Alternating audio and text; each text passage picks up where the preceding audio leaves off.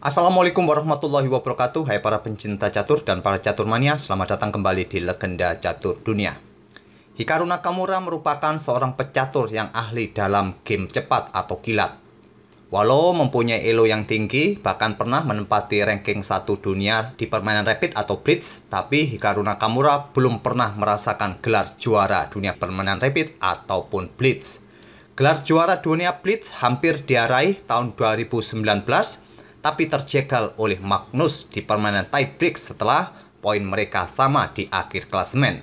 Berikut inilah kawan game tiebreak kedua mereka di kejuaraan dunia blitz tahun 2019. Ini adalah game kedua mereka setelah pada game yang pertama mereka bermain remis. Di game kedua Carlsen pegang putih mengawali permainan dengan pion D4, kuda F6, kuda F3, pion D5, dan gajah F4. Oh ya kawan, permainan blitz ini menggunakan kontrol waktu 3 menit increment 2 detik. Jadi ini adalah permainan blitz, kita tidak akan terlalu dalam untuk mengomentari permainan mereka atau menganalisa terlalu dalam permainan mereka. Pion C5, pion E3, pion E6 membuka jalur-jalur pengembangan bagi gajah, dan kuda B berkembang ke D2, gajah hitam D6 menantang pertukaran, langsung diterima, dipukul balik oleh menteri hitam. Pion D pukul pion C5 dipukul balik oleh menteri hitam. Selanjutnya pion C4 kembali menantang pertukaran pion pusat. Diterima oleh Hikaru Nakamura, dipukul balik oleh gajah dengan tempo pengembangan perwira. Dan Nakamura melanjutkan atau langsung rokade di langkah ke-9. Carlsen menunda rokadenya bermain dengan beteng C1. Langkah yang paling banyak adalah langsung melakukan rokade, tapi Carlsen bermain dengan beteng C1. Jelas ingin melakukan serangan X-ray atau discover attack. Menteri mundur ke E7, Carlsen rokade, sekarang pion B6. Membuka diagonal petak terang untuk beradu mungkin dengan gajah putih atau menempatkan di petak B7 ini kawan. Selanjutnya menteri ke E2 mengantisipasi langkah pertukaran yang akan dilakukan oleh Nakamura. Gajah B7, beteng F bergeser ke D1 dan kuda berkembang ke D7. Lihat kawan, dua beteng putih ini sudah menempati lajur-lajur pusat yang sudah terbuka penuh. Di sini gajah ke E6 oleh Carlsen mendahului pertukaran gajah terang. Jika langkah pertukaran ini ditolak oleh hitam kawan, nanti gajah ini akan merepotkan mengontrol petak C8. Dan kedua beteng hitam ini tak akan berani untuk menempati lajur C nanti. Di sini Hikaru Nakamura menunda untuk bertukar gajah terang, memainkan kudanya ke C5. Gajah pukul gajah lanjut Carlsen, dipukul balik oleh menteri. Selanjutnya kuda ke E5 menempati spot yang cukup bagus walaupun engine tidak menyukai atau tidak merestui langkah seperti ini. Di sini kuda ke D7 tantang Nakamura beradu dengan kuda putih. Magnus Carlsen menolak bermain dengan menteri ke F3 menantang pertukaran menteri. Kali ini Nakamura juga menolak pertukaran menteri bermain dengan menteri ke A6 dibalas dengan kuda C6 mengontrol petak D8, mungkin juga melakukan pergerakan untuk melakukan skak. Dan terlihat di sini kawan, menteri hitam ini bisa pukul atau ambil pion A2. Tapi Nakamura terlebih dahulu menggeser raja ke H8 dibalas Carlsen dengan kuda C4. Selain untuk membuka lajur D bagi beteng mengincar kuda D7, juga persiapan bermanuver kawan ke peta ini dan menguasai baris belakang nanti dengan dua kudanya agar beteng tidak bisa bergerak untuk menempati lajur-lajur yang terbuka. Di sini Carlsen melanjutkan ambil pion A2 dan pion G4 terlebih dahulu. Ancamannya jelas kawan, mengusir kuda untuk mendapatkan kuda di D7. Nakamura mengantisipasi dengan kuda ke C5. Jika kalian beranggapan bahwa memainkan pion H6 ini bisa menghentikan laju pion, kalian salah kawan. Pion akan tetap didorong maju. Jika kalian ambil pion ini, maka ancamannya cukup serius kawan. Menteri akan ke H3 skak. Jika raja bergeser ke peta ini, ancamannya skak mat. Tapi jika ditutup oleh kuda di H7, kuda kalian akan tewas yang ada di peta D7. Jadi langkah pion H6 ini tidak akan berhasil kawan kalian mainkan.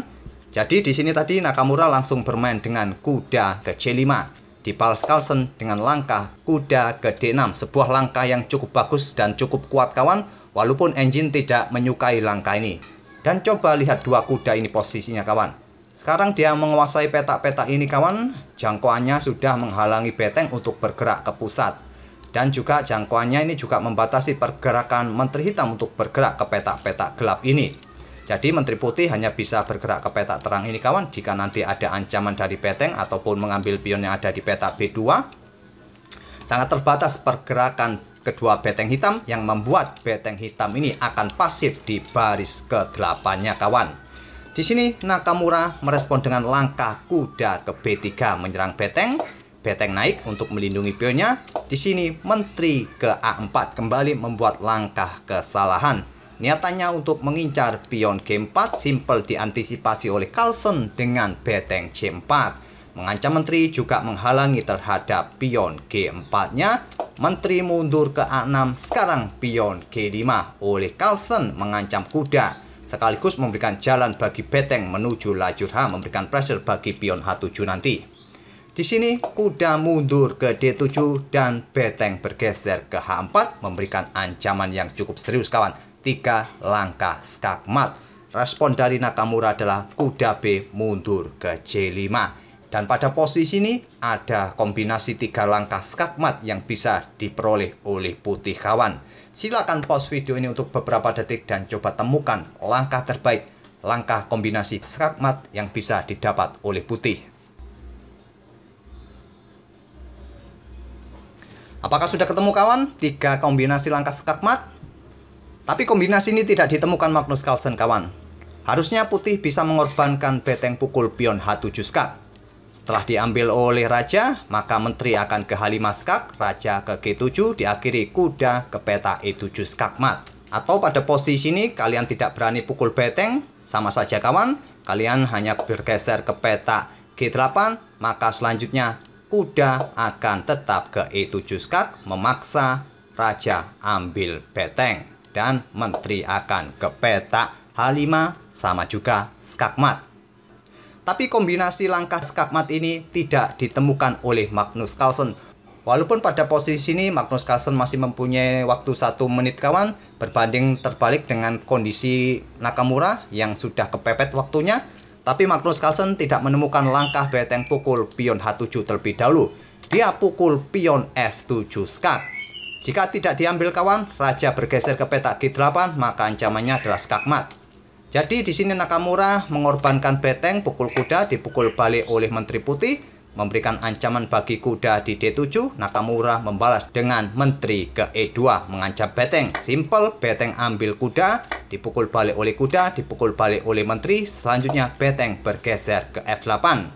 Masih memberikan serangan balik kawan dengan mengincar pion F2. Simple diantisipasi oleh Carlsen dengan beteng F4. Dan pada posisi seperti ini, seperti yang kalian lihat, Nakamura sudah kalah 1 kuda dan dia menyerah di langkah ke-30 ini. Saya tidak akan melanjutkan lagi gamenya kawan. Seperti yang kalian lihat, Nakamura sudah kalah 1 kuda di sini. Dan berikut ini kawan cuplikan video di mana Hikaru Nakamura menyerah pada detik-detik terakhirnya di posisi seperti ini.